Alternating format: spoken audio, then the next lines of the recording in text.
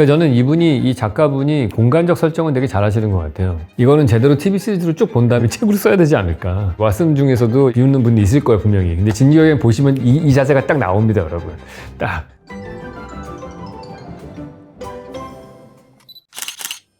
네, 안녕하세요, 왓슨 여러분. 이번 시간에는 진격의 거인 리뷰를 좀 해보도록 하겠습니다. 사실 리뷰라는 거창한 표현을 쓰는 건 좀 말이 안 되는 것 같고요. 진격의 거인을 본 후에 감상문 정도라고 하면 좋을 것 같습니다. 인스타에 제가 이거를 올렸는데 거기 너무 댓글들이 너무 웃긴 것들이 너무 많아가지고 님들 이거 세계에선 비틀린 교수님이죠. 이게 현실일 리가 없어요. 교수님의 계정 해킹 당하셨나요? 저 진짜 애니메이션 많이 봐요, 여러분. 여러분보다 훨씬 어렸을 적부터 애니를 봤던 사람으로서 일주일 내내 기다려서 25분짜리 에피소드 하나 보고 이러면서 봤던 사람이에요, 저는.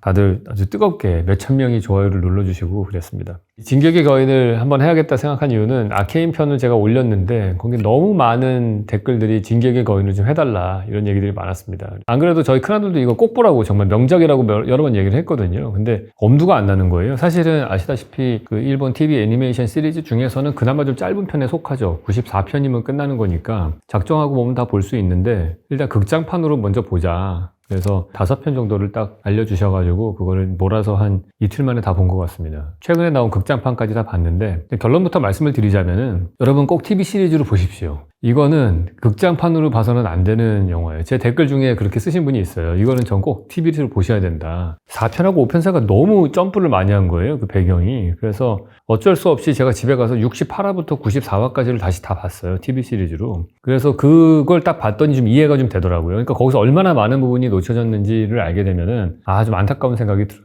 진짜 이 시리즈로 봐야지 훨씬 더 깊이 있는 이야기를 읽어낼 수 있을 것 같아요.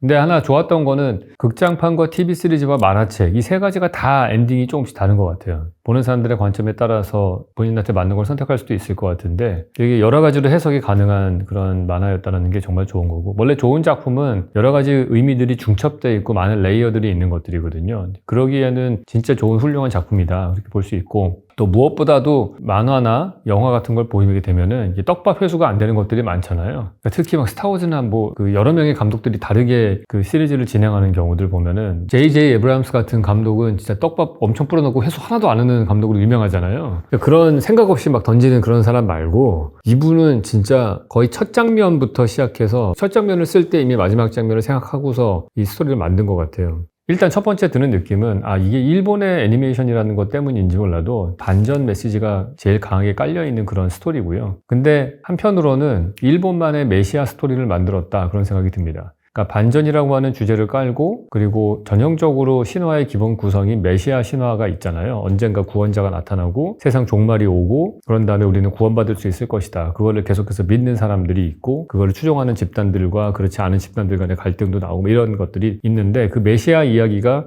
큰 축을 이루고 있죠. 가장 유명한 메시아 사상이 성경책 이야기잖아요. 구원자가 오신다라고 했다가 왔는데 사람들은 이 사람이 로마 제국도 때려부수고 엄청난 왕국을, 이스라엘 왕국을 만들 줄 알았는데 알고 봤더니 십자가에 피 흘려서 죽고 희생제물이 되면서 끝납니다. 그러고 나서는 이제 부활하고 끝나죠. 부활승천하고서. 그리고 언제 다시 오실 것이다 라고 약속을 하고 끝나는 걸로 해요. 그러니까 에렌이 메시아의 역할을 하는 거죠. 그 에렌이 나중에 시조 거인이 되면서 어쨌든 심판의 날을 만들고, 예거파 입장에서는 어쨌든 그 메시아가 됐다가 마지막에 미카사에 의해서 죽게 되죠. 그러니까 십자가에서 죽는 것과 미카사가 에렌의 목을 쳐서 죽이는 장면은 사실은 같은 스토리라고 볼 수 있어요. 그러면서도 성경의 구성도 보면은 약간 큰 틀에서는 윤회 같잖아요. 오신다고 했다가 왔다가 돌아가시고 난 다음에 다시 승천하고 다시 온다고 하고 끝나잖아요. 이 만화에서도 보시면은 직선의 시간관으로 보게 되면은 그 에렌 예거는 죽는 걸로 되지만은 이 사람들의 기억 속에서 살고, 그 다음에 극장판에 가면은 맨 마지막 장면에 쿠키 영상에 가서 보면은 3명의 친구가 다시 나오죠. 그 3명의 우정과 사랑 얘기가 나오는데,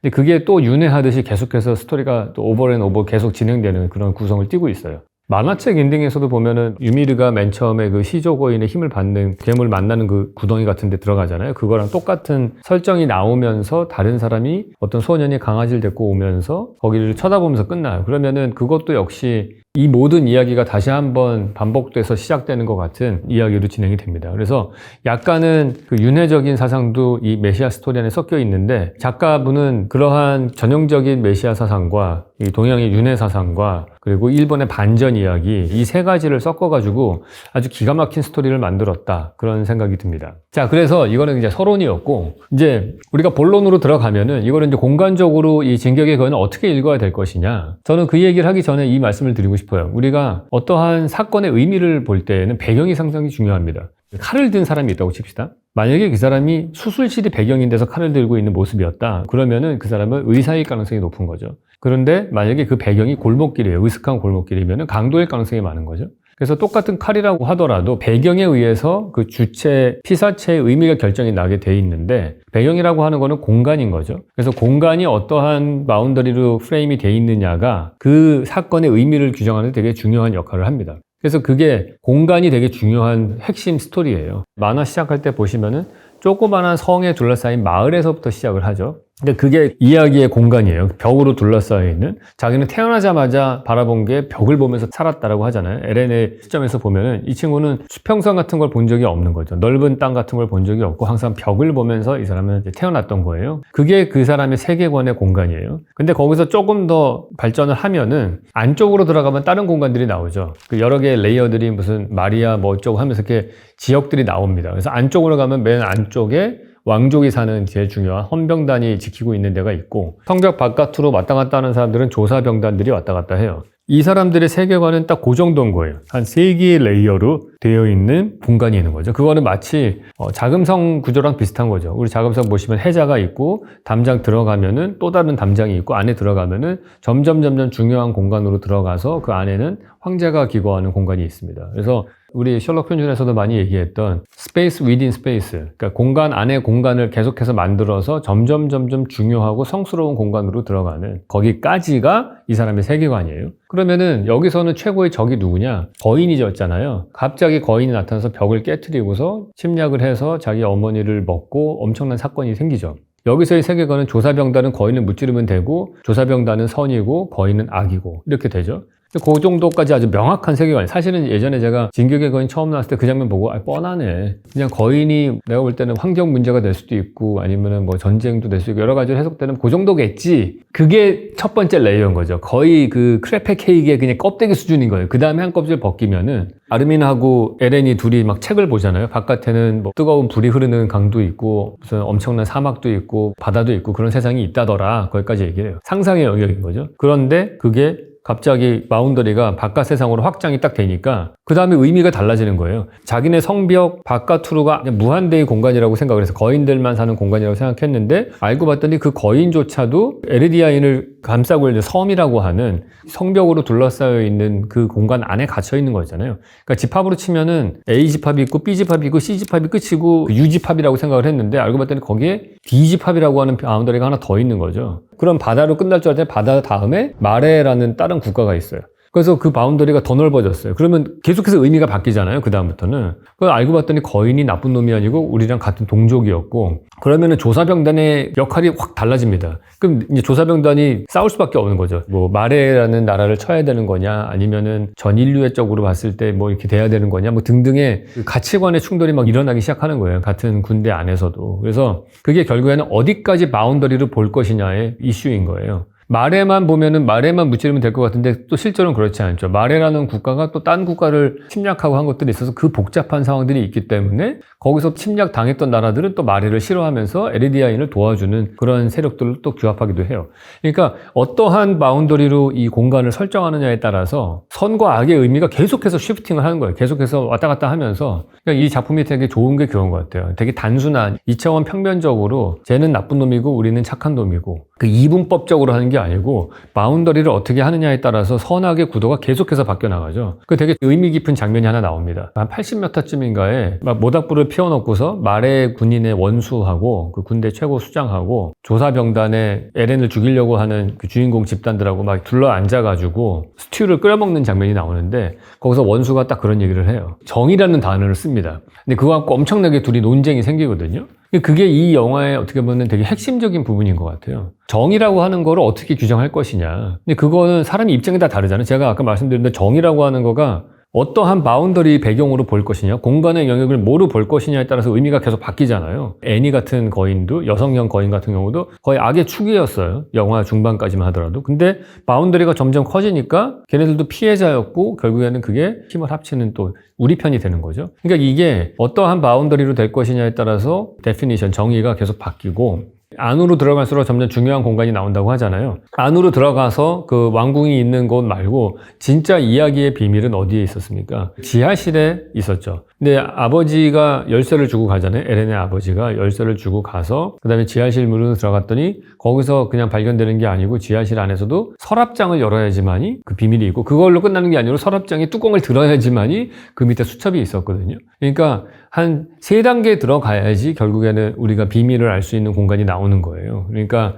항상 계속해서 파고 들어가는 그러니까 이 스토리가 보면은 한쪽으로는 점점 마이크로하게 그 안으로 축소해서 들어갈 때 비밀이 밝혀지는 거죠. 그 긴 몇천 년의 비밀들이 그 안에서 밝혀지는 거고 근데 한편으로는 스토리 전개는 계속해서 공간이 바깥으로 확장해 나가요.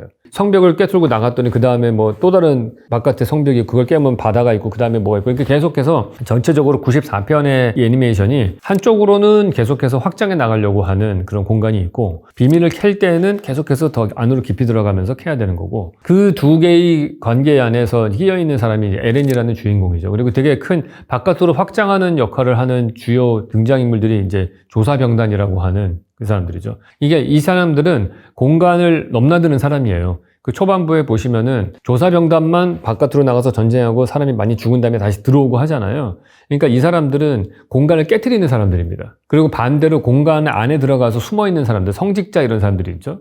이 사람들은 공간을 확장하지 않는 사람들이에요. 그 사람들은 나중에 죽어요. 대부분 다.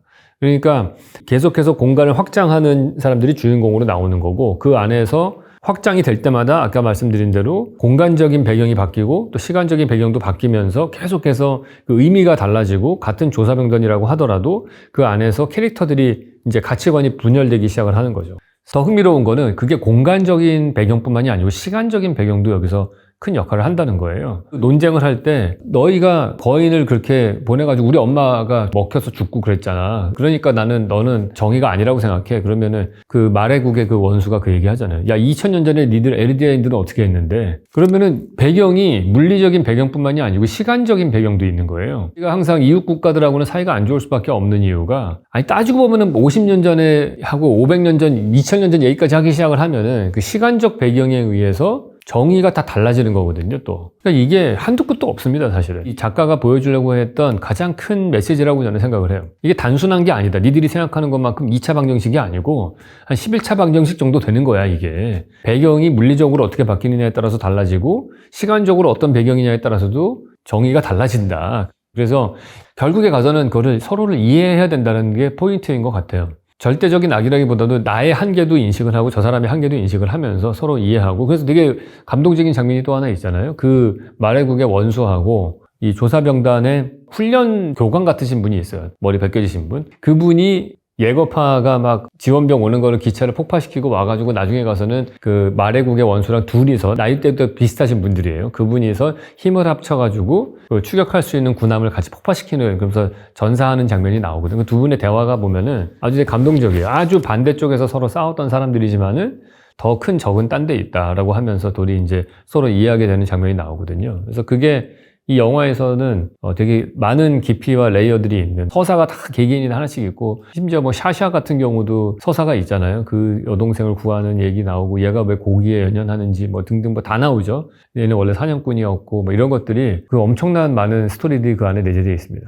한 3일 동안에 이 전편을 다 보면서 등장인물이 너무 많이 나와가지고 한 성경책을 이틀 만에 다 읽은 것 같은 느낌이에요. 너무 많은 주인공 이름이 나와서 뭐 하여튼 스토리가 뭐 다 입장이 다 다르게끔. 근데 그게 결국에는 만약에 우리가 성 안에서 스토리가 공간의 바운더리를 그대로 유지하고 있었다면 생겨날 수 없는 것들이거든요. 변화거든요. 근데 공간의 변화가 생기기 시작하면서부터 이야기가 바뀌기 시작하는 거예요. 그 시작은 초대형 거인이 나오면서 성벽을 부수면서부터 시작을 하는 거죠. 그 경계가 무너지면서부터 스토리가 시작이 되는 겁니다. 야, 제가 초반에 이거 보면서 명언이 너무 많아서 가축 같잖아. 딱 이런 대사가 정말 첫 번째로 진짜 정말 저게 어린아이의 입에서 나올 대사인가. 이 장면 또 죽였습니다. 왜 바깥 세상에 나가야 하냐고? 난 이 세상에 태어났으니까. 이런 문장 정말 명대사인 것 같아, 제가 볼 때는. 공간이라고 하는 거는 확장하지 않으면은 그거는 가축인 거예요. 자유가 없는 거잖아요. 그러니까 이 에렌이라는 주인공의 사고방식은 항상 자유를 추구하는 사람이거든요. 근데 자유를 얻고자 하는 방식이 사람마다 다 다른 거죠. 사실은 인류 역사를 보시면은 계속 그 차이인 것 같아요. 어떻게 하면 더 많은 사람들이 더 괜찮은 자유를 얻게 할 것이냐. 그래서 조금씩 자기의 자유를 내어놓더라도 전반적인 자유를 높이는 그 시스템들을 계속 구축해 나가는 과정이죠. 그러니까 난 태어났으니까 바깥 세상을 나가야 되겠다. 전형적으로 그냥 공간 확장의 의지가 강한 그런 분인 거죠. 이분, 그 에렌은. 마지막에 가서는 결국에는 전 세계인들을 에르디아인 제외하고 나머지를 다 죽이면은 자유가 얻어질 거라고 믿었던 거고, 그러니까 이 사람한테는 자기 사람이 훨씬 더 중요했던 거죠. 자기 친구들과 동료들과 이게 너무나 자기가 지켜야 되는 책임감이 강하니까 전 세계 인류를 다 쓸어버리더라도 나는 이걸 지키고 새로 시작할게. 그렇게 생각을 했던 거고, 지크 같은 사람들은 에르디아인이 더 소수니까 에르디아인이 안락사 하는 쪽으로 가면은 자유가 전체 인류의 쪽으로 생길 것이라고 생각한 거고, 관념의 차이가 좀 있어요. 근데 어쨌든 핵심은 자유인 것 같아요. 그래서 자유를 어떠한 방식으로 얻을 것인가. 근데 그거를 극단적으로 시각적으로 보여주는 것, 나의 자유가 많이 빼앗기고 내 자유가 적구나라는 거를 느끼게 하는 가장 좋은 방법이 공간적으로 제약을 하는 거거든요. 그래서 우리가 어떤 죄인이 죄를 지었을 때 이 사람의 자유를 빼앗을 때 좁은 독방에 넣는, 교도소에서 못 나오게 하는 거죠. 그래서 그 공간을 축소하면은 이 사람의 자유를 빼앗는 거가 되고, 공간을 확장시키면은 그러면 자유를 얻는 거가 되는 건 맞아요. 그래서 그 이야기를 한 단어로 딱 하는 게 가축 같다라고 얘기를 하는 거예요. 같은 동물이지만은 우리 안에 있으면 가축이 되는 거고, 우리 바깥에 있으면은 그냥 자연의 일부인 거잖아요. 자유로운. 물론 그게 다 좋은 건 아니죠. 가면 언제든지 잡아먹힐 수 있는 거죠. 뭐 하나의 똑같은 개체라고 하더라도 벽에 의해서 둘러싸여서 갇혀져 있느냐 아니냐에 따라서 의미가 달라지는 것 같아요.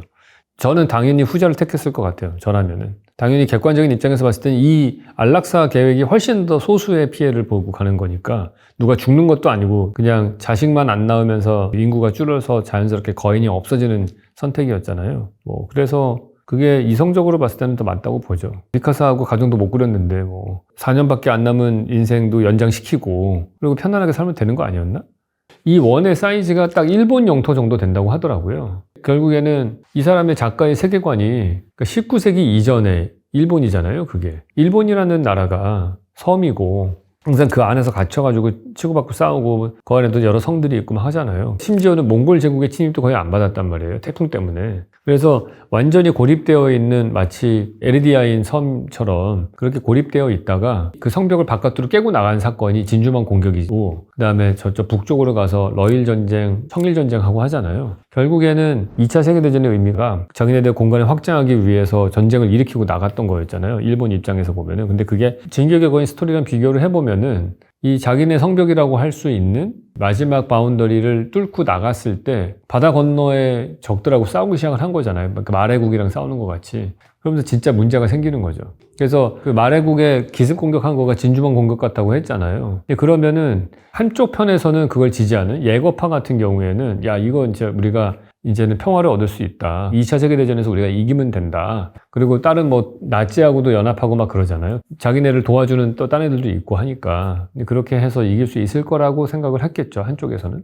그러한 자기네들의 역사적 배경하고 되게 비슷한 것 같아요. 그래서 많은 사람들이 사실은 거기에 전쟁에 끌려나가고 카미카제처럼 죽고, 그 전쟁을 일으켰던 그 시대의 사람들을 이 에렌에 비유해서 얘기한 게 아닌가. 너가 청일전쟁, 러일전쟁 해가지고 싹 쓸어버리면은 그러면 일본은 되게 자유를 얻는 되게 좋은 세상이 될 것이다라고 사람들을 설득했을 거 아니에요. 그게 잘못된 거다라는 얘기를 이 사람은 이제 이 만화를 통해서 하는 게 아닌가. 그러니까 저는 이 작가분이 공간적 설정은 되게 잘하시는 것 같아요. 여러 개의 겹으로 이렇게 되어 있는 성들이 있잖아요. 주인공이 살았던 마을은 이게 바깥쪽이 약간 돌출된 부분이죠. 항상 거기서 1차적으로 거인하고의 싸움을 하고, 그 다음에 성문을 열고 피신하고 얘네들은 버려나가는. 그 옛날에 2000년 전에 로마 시대 때 건축가 비트루비우스라는 사람이 쓴 책 중에 건축 10서라는 게 있어요. 10계명 같은 건축책이 하나 있는데 거기에 성을 어떻게 구축할 것이냐 뭐 이런 얘기가 나오거든요. 거기 나옵니다. 성은 바깥으로 돌출해가지고 이렇게 180도 이상 되면은 영역을 이렇게 커버할 수 있잖아요. 그래서 이 성벽으로 진입하는 애들을 공격하기 위해서 돌출된 부분을 만들고 그 성탑에서 이 성벽을 기어 올라가려고 하는 애들을 공격해야 된다. 이런 식으로 디자인을 해요. 그래서 이렇게 오각형으로 된 성 디자인도 중세 때 만들어진 거가 있습니다. 다 돌출된 탑들이 있고 그것들이 성벽을 공격하는 적군들을 이렇게 좌우에서 견제할 수 있게끔 디자인을 하거든요. 그러니까 아주 지극히 그 전형적인 성벽의 모습인 거죠. 특히 일본 성 같은 경우에 일본 성은 여러 개의 레이어가 있거든요. 그래서 성문 열고 딱 들어가면은 항상 벽이 앞에 막고 있어요. 이게 계속 뚫려가지고 안으로 쭉 들어가지 못하게 하기 위해서 벽을 맞고 좌회전하면은 그 위에서 또 공격할 수 있게 하고 그다음에 턴하면은 그 다음에 또 다른 문이 있고 이러거든요. 일본이 봉건 사회였기 때문에 성 문화로 돼 있잖아요. 그래서 배경상으로는 유럽을 배경으로 나오죠. 유럽 사람 같은 옷을 입고 집들도 유럽처럼 지어져 있잖아요. 그러니까 보통 그 유럽과 일본을 둘 다 봉건 사회가 있었던 때로 합니다. 그러니까 정주들이 있고 성을 쌓고 그 성들끼리 전쟁하고 하는 그러한 공간 구조를 띠고 있는데요. 그래서 유럽 같기도 하고 일본 같기도 하고 그 두 가지가 짬뽕 돼가지고 일단 배경 설정이 그렇게 돼 있는 거죠. 저는 이 만화를 보면서 많은 부분이 되게 어디서 따온 것들이잖아요. 예를 들어서 일본 애니메이션에서 반전 메시지를 전하는 것들이 되게 많죠. 미야자키 하야오 감독이 대표적으로 이 반전 메시지를 맨날 쓰는 그런 작가죠. 그 나우시카도 보면은 엄청난 전쟁이 있고 다시 과거의 거인들을 일깨워가지고 그 세계를 정복하려고 하는 세력들이 있고 뭐 이러면서 그 사이에 나우시카라고 하는 또 다른 여신이죠. 여기도 그게 문제를 해결하고 뭐 이런 얘기가 나오거든요. 그래서 큰 틀에서 보면은 뭐 거인 등장하고 뭐 이런 것들이 다 비슷한 일맥상통하는 것들이 있어요. 우리가 아는 토토로라고 하는 만화도 보시면은 그 중요한 장면이죠. 두 자매가 밤에 일어나가지고 씨를 뿌리는데 하룻밤 사이에 나무가 엄청나게 자라나는 장면이 있거든요. 쫙 자라서 그 토토로가 막 날아다니고 하는 장면이 있는데 그 나무가 빨리 자라나는 장면이 일본 입장에서 보면 항상 트라우마로 갖고 있는 원자폭탄, 원폭의 그 버섯구름을 형상화한 것이다라고 얘기를 합니다. 그러니까 일본 사람들의 근대 문화에 있어서 되게 큰 영향을 끼친 가장 큰 임팩트가 트라우마가 아무래도 원자폭탄이라는 게 있고 그다음에 그 일본 민족 전체로 보면은 항상 나오는 거가 지진 같은 자연재해들, 쓰나미 같은 자연재해들이 있잖아요. 그래서 쓰나미라고 하는 것과 원폭 이런 것들이 계속해서 이 사람들의 트라우마로 작용을 하기 때문에 많은 만화에서 그게 나타납니다. 그래서 미야자키 만화에서도 그거를 원폭 터지는 거를 나무로 승화해서 그 트라우마를 고치려고 하는 것이다라고 평가하는 그런 평론가도 있습니다.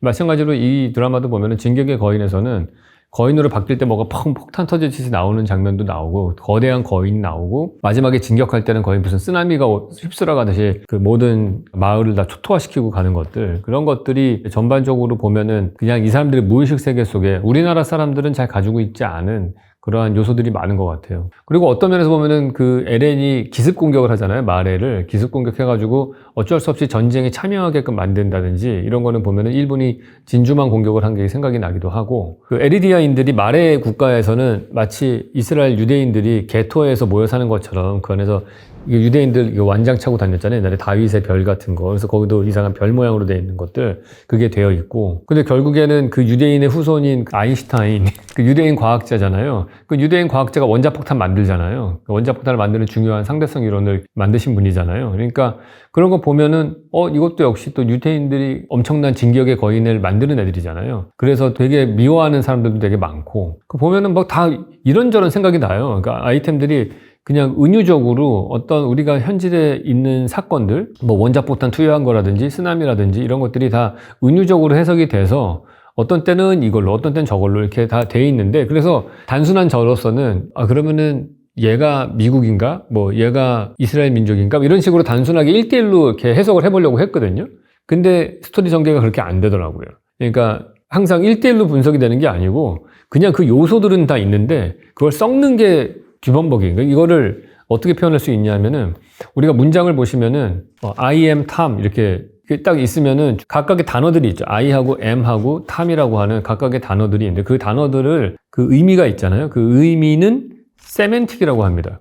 그래서 단어 하나하나의 의미는 있어요, 따로. 근데 문장 구조라는 게 있잖아요, 우리가. 주어와 동사와 보어가 있어요. 뭐 이 형식은 주어, 동사, 보어. 뭐 이 형식은 목적어, 뭐 어쩌고 이렇게 나오잖아요. 5형식까지 있잖아요, 영어 같은 경우. 그러니까 그 문장 구조가 신텍스예요. 그래서 우리가 의미를 전달을 할 때에는 세멘틱과 신텍스가 합쳐져가지고 의미가 전달이 되는 거거든요. 하나의 문장이 완성이 되는 건데 작가의 사고방식을 보면 약간 그런 느낌이 들었어요. 많은 부분에 있어서 전쟁과 그런 민족 간의 갈등과 역사 속에 있는 많은 그 세멘틱들이 있죠. 단어같이 흩어져 있는 의미들이 있어요. 상징적인 의미들. 그거를 갖고 왔는데 신텍스를 실제와 다르게 쓰는 거예요. 그 구성을 자기 마음대로 막 뒤죽박죽으로 섞어가지고 스토리를 자기가 원하는 대로 섞어서, 그러니까 우리가 보면은 뭔가를 은유하는 것 같고 뭔가를 얘기하는 것 같은데 그게 예상한 대로 흘러가지 않고 막, 그래서 이 스토리가 훨씬 더 깊이가 있게 느껴졌다 저는 생각이 듭니다. 그러니까 이런 느낌을 받았던 작품이 저는 매트릭스라는 영화였거든요. 그것도 제가 전에 SF 영화편에서 말씀드렸다시피 온갖 그 기독교 메시아 사상에다가 힌두 사상에다가 가상 공간에 게임에 이런 걸 다 섞어가지고 하나의 스토리를 딱 만들어내잖아요. 그러니까 사실 창작은 그거를 잘하시는 분이라고 생각해요. 그 다른 이야기의 스트럭처, 구성과 의미, 아까 말한 세멘틱이라고 할 수 있는 것들을 끌어내가지고 그거를 어떻게 자기만의 구성으로 이 짜집기를 하느냐. 그걸 안 좋게 얘기하면 짜집기라고 얘기하는 건데 퍼즐을 만드는 거죠. 하나의 거대한 퍼즐을 만들어가지고 그걸 통해서 궁극적으로는 자기가 전달하고자 하는 메시지. 진격의 거인 같은 경우에는 이제 반전이라고 하는 메시지죠. 그거를 어떻게 딱 딜리버리 할 것이냐. 그거기 때문에 그런 면에서 보면은 저는 아무래도 건축 설계를 하는 창작자이기 때문에 항상 무슨 영화나 건축물을 볼 때 저거를 만든 창작자는 어떠한 사고방식으로 저걸 만들었을까를 항상 생각하거든요. 그 사람은 무슨 영향을 받아가지고 이런 생각의 스트럭처 안에서 이런 거 영향을 받아서 이렇게 섞여서 나왔을 것이다. 그러니까 제가 쓰기 좋아하는 표현이 그 생각의 유전적 계보. 그러니까 그 사람의 생각의 DNA를 분해를 해서 보는 것들이죠. 그런 걸 추측해보는 걸 좋아하는데 이 진격의 거인이라는 작가 이분은 보면은 말씀드린 대로 정말 많은 것들을 흡수해가지고 그것들을 자기 나름대로의 틀 안에서 진짜 기가 막히게 시줄과 날줄로 엮어서 하나의 멋있는 그림을 만들었다 이렇게 볼 수 있을 것 같아요. 만화를 보면서 약간 다른 것들도 많이 떠올랐는데 이제 메이즈 러너라는 영화 있잖아요. 이제 거기서 나오는 성에 둘러싸인 것과 진격의 거인하고 사실 설정이 되게 비슷하다는 생각이 들어요. 그러니까 메이즈 러너도 보시면은 얘네들이 성 안에서 안전하게 사는데 그 바깥으로 나가면은 엄청난 미로가 있고 그 안에서 목숨을 걸고서 막 뛰어다니면서 해지기 전에 공간을 파악하려고 하고 약간 그 조사병단 같은 역할을 하는 애들이 있거든요. 그 뛰어다니는 애들. 그런데 알고 봤더니 그 바깥 세상이 또 있고 그 바깥 세상은 알고 봤더니 전염병에 의해서 망한 세상이고 등등등 해서 계속해서 공간을 바깥으로 나갈수록 세계관이 확장돼 나가는 그런 게 있어요. 둘이 비슷한 시기에 나왔는데 누가 먼저 나왔는지는 모르겠는데 메이즈 러너는 제가 소설책으로도 다 읽어봤거든요. 영화로도 보고. 영화는 진짜 쓰레기예요. 제가 볼 때는. 뒤에 가서 엔딩 완전 바꾸고 막 이래가지고. 근데 이 메이즈 러너보다 진격의 거인이 진짜 이거는 초등학생 작품 같고 이거는 진짜 대가의 작품 같은 수준 차이를 느껴요.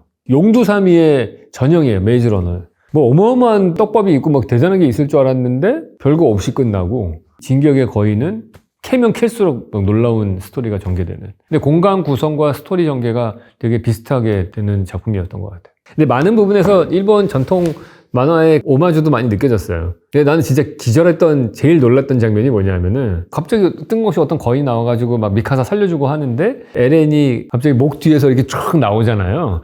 난 진짜 그때 정말 소리 질렀다니까요. 보다가. 약간 그거 보면서 그게 떠올랐어요. 마징가 제트와 쇠돌이가 떠올랐어요. 일본 만화를 보시면 항상 거인 같은 거대 자이언트 로봇이 나오고 조종사가 한 명 들어가가지고 조종을 하잖아요. 그리고 걔는 나왔다 들어갔다 한단 말이에요.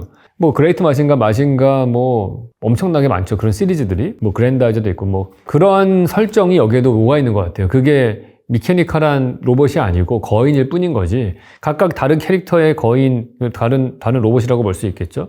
실제로 그레이트 마징가하고 그랜다이저 셋이 다 한 만화가가 그린 거거든요.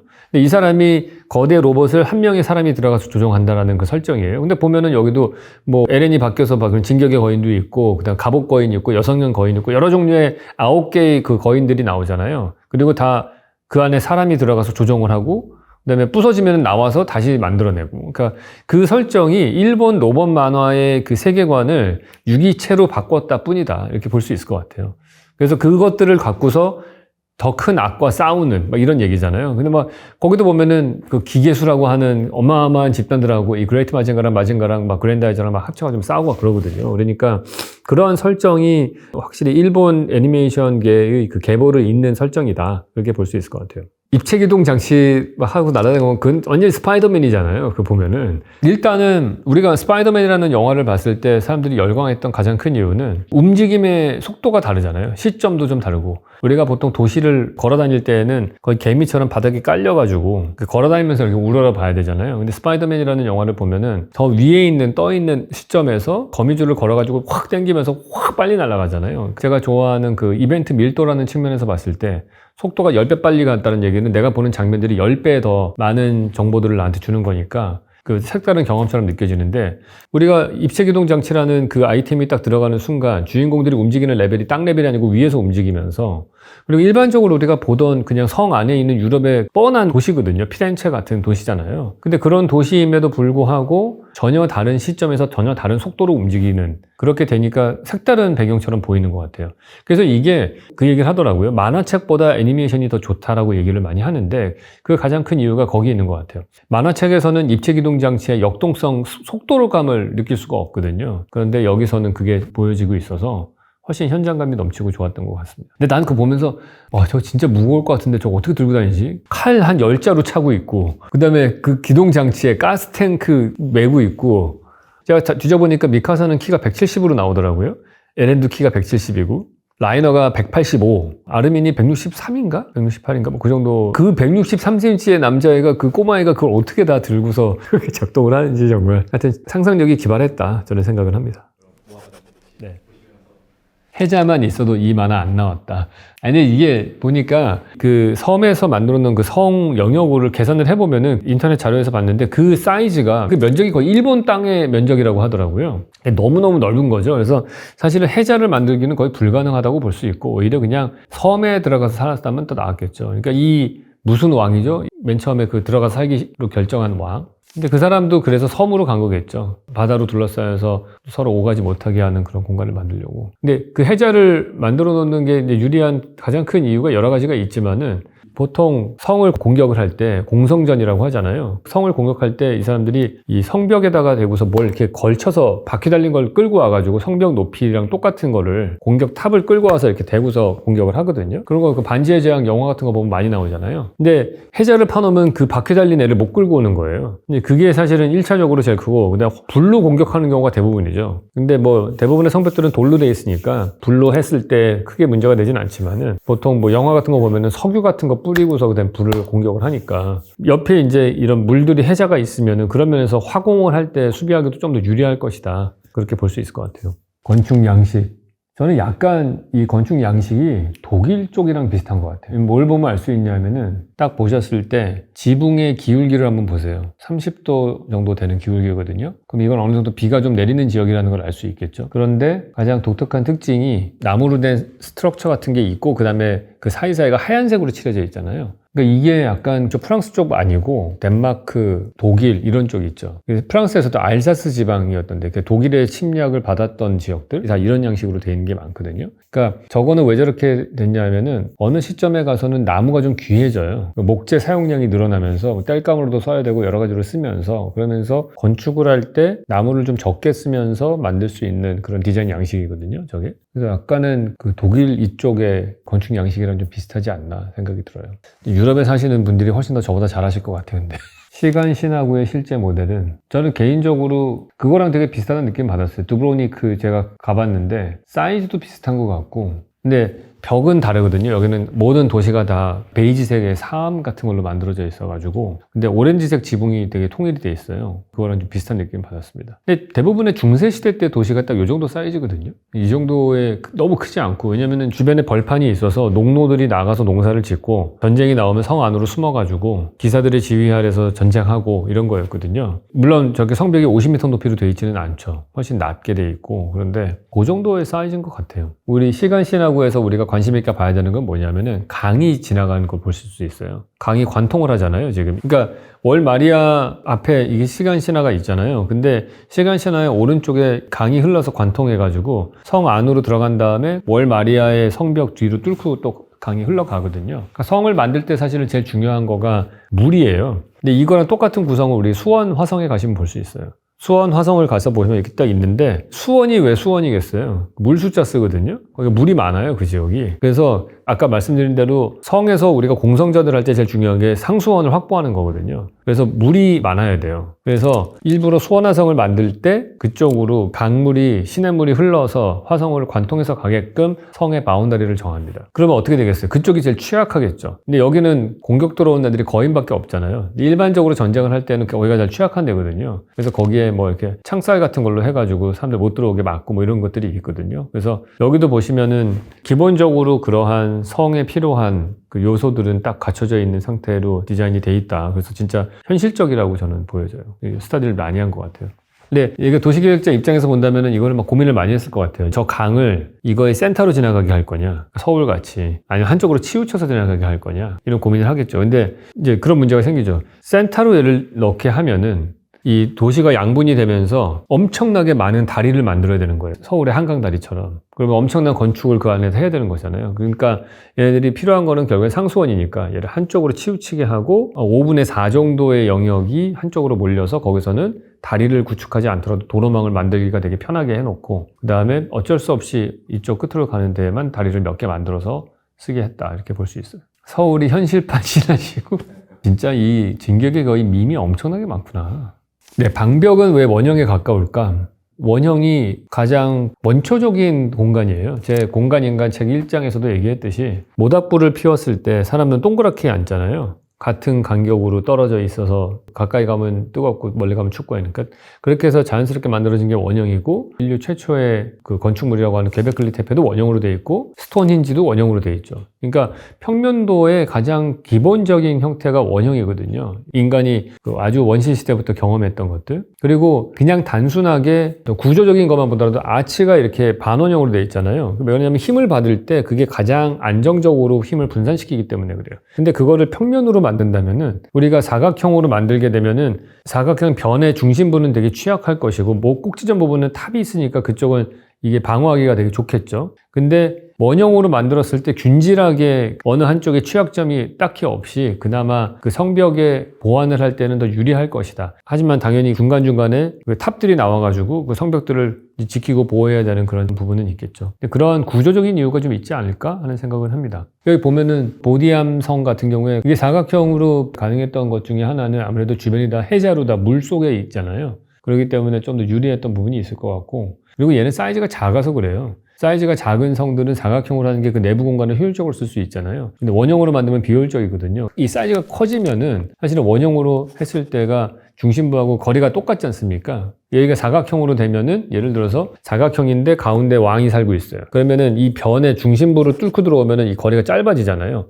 꼭지점으로 들어오면 길고 그렇기 때문에 이 가운데 있는 사람 입장에서 봤을 때는 사실은 원형으로 만들어 놓고서 모든 어느 포인트에서건지 다 등간격으로 될 수 있게 하는 게 이 자리를 지키는 사람 입장에서는 더 유리할 것이다. 그리고 이게 반지름이 커질수록 사실상 그 안에서 건축적인 평면들은 다 방 스케일로 한 4m, 5m의 직경으로 만들어지는 것들이 많기 때문에 큰 문제는 되지 않고 근데 이게 작아지면은 작은데 원으로 만들면은 조금 더 불리해지는 상황이 있죠. 공간을 쓸 때. 지금 보면은 이렇게 삐죽삐죽하게 별로 된 포르투갈에 있는 포르테노사 뭐 이거 같은 경우에는 이게 삐죽하게 나온 것들을 만들면은 어떤 장점이 있을 것 같냐면은 이게 튀어나와 있고 안으로 오목하게 되니까 사람들이 성을 공격하기 위해서 안으로 치고 들어오잖아요. 그렇게 되면은 양쪽에 V자로 되어 있는 데서 양면으로 공격하기가 쉬워지는 거죠. 그래서 이렇게 삐죽삐죽하게 하면은 그것도 유리한 수비하기에 더 유리한 공간 구조는 나오겠죠. 제가 방벽을 설계한다면 제일 저는 방벽을 제가 만약에 만든다면은 제일 중요하게 생각하는 거는 기어오르기 쉽지 않게 만드는 게 중요하지 않겠어요? 그래서 경사가 바깥쪽에서 봤을 때는 90도로 서는 게 저는 중요할 거라고 봐요. 그 구조적으로도 안정적, 그리고 뒤쪽으로는 좀 이렇게 완만하게 할 것 같아요. 수원 화성을 가서 보시면 앞에 성벽이 있고 뒤쪽이 흙으로 만들어 놨거든요. 근데 그게 구조적으로 당연히 안정적이겠죠. 성벽을 공격할 때 이 뒤쪽에서 충격을 다 땅이 흡수하고 있으니까. 그런 것도 좋고 이쪽에서 성벽 꼭대기로 올라가서 뭐 지원을 하거나 할 때도 훨씬 더 유리할 것 같고 안정적으로 될 것 같아요. 우리 아들들도 진격의 거인 촬영 잘하라고. 제가 볼 때는 진격의 거인은 제가 본 지 지금 며칠 안 돼가지고 이거는 제대로 TV 시리즈로 쭉 본 다음에 책을 하나 써야 될 것 같아요. 뭔가 생각을 좀 정리한 다음에 책으로 써야 되지 않을까. 뭐야, 역사를 공부한 것은 부끄러운 것이 아닙니다. 신조 사사계로. 신조 사사계로가 뭐예요? 아, 그래? 아니, 맨날 자막만 봐가지고 딱 이거 심장을 바쳐라. 왓슨 중에서도 비웃는 분이 있을 거예요, 분명히. 근데 진격에 보시면 이 자세가 딱 나옵니다, 여러분. 저 이번에 코엑스 MX4D관 입체 기록 장치관에서 봤는데 이거 가서 봐야 되는데 제 옆에 자유의 날개 이거 팔아? 자유의 날개 망토? 이거 팔아요? 이거 나도 사서 입고 가서 보고 싶네. 그런 거 되게 좋아하거든요. 저는 스타워즈 같은 것도 개봉하는 날 가서 보거든요. 예전에 다시 에피소드 1, 2, 3편 시작할 때 그때 개봉하는 날 가서 보면은 막 다 광선검 하나씩 들고 와서 보거든. 그런 거 너무 재밌어. 그런 거 보고 있으면은. 아, 너무 많은데 그래도 제일 저는 인상 깊었던 포인트가 목 친 다음에 키스하는 장면이었던 것 같아요. 그 장면이 너무 많은 걸 래퍼하고 있는 것 같아요. 정말 어떻게 보면 되게 그로테스크한 장면이잖아요. 사람 머리만 들고 이렇게 너무 징그러운 장면일 수 있는데 전혀 그런 느낌이 안 들더라고요. 그 장면에서는 사랑처럼 느껴지고, 그러고서 나무에다가 거기다가 묻겠다고 그 장면이 저는 제일 인상 깊었어요. 그리고 딱 거기 나무에 기대가지고 내가 보고 싶어 딱 옆에 꽃 몇 송이 딱 있고 묘비 딱 있고, 그 장면 진짜. 저는 극장판 마지막 장면 되게 좋았거든요. 그 쿠키 영상 마지막에 우리가 봤던 진격의 거인의 스토리에서 뭔가 성에 안 차는 그런 사람들을 위해서 뭔가 열린 결말로 똑같은 캐릭터가 뒤에 나와서 영화를 보고서 뭐 어쩌고저쩌고 막 얘기 막 하잖아요. 그런데 배경으로 갑자기 그 에렌이 묻혀있는 나무가 딱 뒤에 나오고, 그래서 이게 계속해서 윤회되는, 몇백 년이 지난 다음에 또다시 이야기가 진행이 된다라고 하는 그 스토리가 되게 많은 사람들을 만족시키는 엔딩이 아닌가 그런 생각은 했습니다. 여기 보면은 그 브로맨스 같은 것들도 나오고, 여기서 보면은 의리 이런 것들 많이 나오잖아요. 조사병단의 그 약간 죽으면서까지도 뭔가 지키려고 하는 신념 막 이런 것들이 막, 야 너희들은 여기서 죽어야 된다. 그 마지막에 그 에렌을 지키기 위해서 엘빈이 막 촥 자기가 죽을 거 알면서 막 말 타고 가는 장면이 있잖아요. 그 지크를 상대하기 위해서. 딱 이런 거 딱 나오잖아. 거기 심장을 바쳐라 딱 이렇게. 그래서 그런 거 보면은 많은 부분에 있어서 막 가미카제 같은 것도 생각이 나고, 카미카제라고 하는 게 되게 안 좋은 거잖아요. 군국주의의 아주 상징적인 사건인데 누구의 신념이냐에 따라서 이게 다르게 비치기도 하는 거예요. 그래서 그런 것들이 너무 많은 걸 생각하게 만드는 것 같아요. 내가 듣기로는 그 팬 투표를 하면은 항상 1등이 엘빈이 나왔다고 하더라고요. 의외죠. 엘빈이 뭔가 그 되게 냉철한 그 리더의 모습, 항상 몇 수 앞을 내다보고 가스 채워놔, 이런 얘기 딱 해놓으면 다 뜻이 있는, 그러면서도 자기 희생도 할 줄 알고, 너무너무 멋있는 리더십의 모습이었던 것 같아요. 엘빈이. 진짜 이상적인 리더의 모습이었던 것 같아요. 그거 진짜 멋있더라고, 남자가 봤을 때. 저는 사실 이 장면에서 울었는데, 이게 얘가 상상하면서, 선생님 질문 있어요 하면서 손든 거로 나오잖아요. 저는 의식이 있는 말은 못하지만은, 자기한테 주사를 주지 말아라라고 거절하는 건 줄 알았어, 처음에. 더 뭉클했던 것 같아. 이 장면도 또 감독도 눈물 짜게 하는 장면이 나왔죠. 성함은 잊어먹었는데 맨날 술 마시던 분, 그분이 마지막에 입 큰 거인한테 달려들어서 거의 이길 뻔하다 죽으시는 분이 있잖아요. 이것도 정말 이 드라마가 죽이는 게, 그때는 저게 진짜 나쁜 거인이야 라고 생각하면서 봤는데 몇 화 지나고 난 다음에 보니까 그게 결국에는 에렌의 아빠의 첫 번째 부인이 거인화돼서 왔던 거였잖아요. 그러니까 드라마 내내 계속 그런 생각이 들었던 것 같아요. 저건 정말 절대 악이야. 저놈은 없어져야 돼. 라고 생각을 했는데, 한 10몇 화 보고 나면은 걔도 불쌍한 애인 거예요. 걔도 악당이 아닌 거고, 그럼 얘가 악당인가? 10몇 화 더 보면 또 얘도 불쌍한 애인 거예요. 악당이 아니고. 계속해서 그 바운더리, 공간이 계속해서 확장해 나갈수록 의미가 계속해서 바뀌면서 계속 많은 생각을 하게 만드는 그런 영화인 거죠, 이게.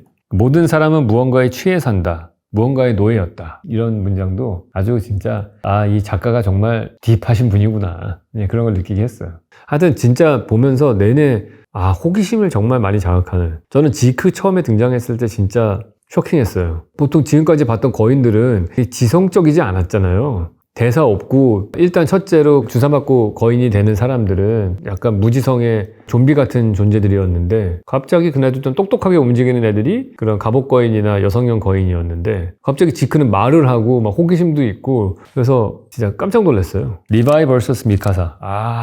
진짜 간발의 차이로 미카사가 더 멋있죠. 근데 진짜 리바이도 멋있더라고, 되게. 보면 볼수록. 해결사였다.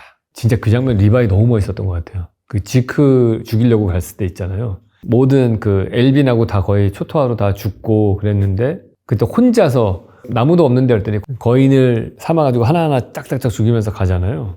근데 미카사가 짱이죠. 미카사 이름을 내가 찾아봤어요. 왜 미카사인가? 사실 처음에는 미카사? 근데 마지막에 죽이고 어쩌고 하잖아요. 약간 미카엘 천사장 때문에 미카사라고 했나? 그랬거든요. 여러분들 유럽의 교회에 가시면은 성인들이나 천사장들이 막 있는데, 그 중에서 칼 들고 있는 사람이 미카엘 천사장이에요. 그러니까 천사 중에 제일 높은 사람이 미카엘이거든요. 그래서 루시퍼하고도 싸우고 이런 사람으로 나와요. 유명한 성당이 하나 있는데, 성당 꼭대기에 딱 미카엘 천사장이 칼을 이렇게 거꾸로 딱 들고 있는 건가? 그게 있거든요. 그게 전염병이 돌았을 때 마지막에 환상을 봤는데 미카엘 천사장이 와서 그 전염병을 끝내고 했다. 이런 게 나오거든요. 그래서 전반적으로 이 진격의 거인을 전염병이 휩쓰는 것처럼 거인이 진격해서 막 가잖아요. 근데 그때 결국엔 그 스토리를 끝낸 게 딱 그 미카사의 칼이었잖아요. 마지막에 그 에렌의 목을 치면서 끝나잖아요. 그러니까 이게 전염병을 퇴치시킨 미카엘 천사의 칼과 비슷해서 미카사라고 했나? 라고 생각을 했었어요, 저는. 근데 영화를 다 본 다음에 인터넷을 찾아보니까 미카사가 일본의 전함의 이름이라고 하더라고요. 그러니까 일본의 그 2차 세계대전 때 제일 유명한 전함 이름 중에 하나가 미카사였고 그거의 모티브를 따와서 이름을 미카사라고 했다라고 작가가 얘기를 했다고 해요. 그래서 이 스토리를 보면은 여기에는 두 명의 여신이 나와요. 이 진격의 거인을 보면은 유미르라고 하는 첫 번째 여신이 나오죠. 엄청난 능력을 가진 여신이 나오고 그 다음에 맨 뒤에 2000년이 흐른 다음에 나오는 미카사라고 하는 또 다른 여신이 나오죠. 그러니까 미카사가 어떤 입장에서는 구원자 같은 그런 여신의 역할을 하는 거잖아요. 마지막에 에렌을 죽이면서 세상을 구하는 그런 여신의 역할을 하는데 그 두 가지가 되게 다른 캐릭터의 여신을 보여주면서 역시 이 일본 스토리는 정말 여신에 대해서 무지한 컴플렉스를 갖고 있구나. 보면은 항상 끝에 가서 문제 해결자가 여신이 나올 때가 많아요. 그 야마토라고 하는 만화도 보시면은 그 우주전함 야마토에 막 엄청나게 우주전쟁 막 하고 있는데 끝에 가면 갑자기 뜬금없이 여신 하나 나오고 막 그러거든요.